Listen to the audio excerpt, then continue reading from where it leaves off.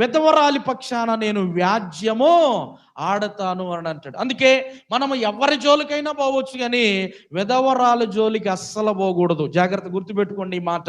జీవము కలిగిన దేవుని యొక్క సన్నిధిలో ఉన్నటువంటి మనం చాలాసార్లు విధవరాలంటే ఒక తక్కువగా ఆమెను చూస్తాం. నీకెవరున్నారు అని చెప్పి మాట్లాడతాం, నీకు దిక్కెవరు అని చెప్పి మనం మాట్లాడుతూ ఉంటాం.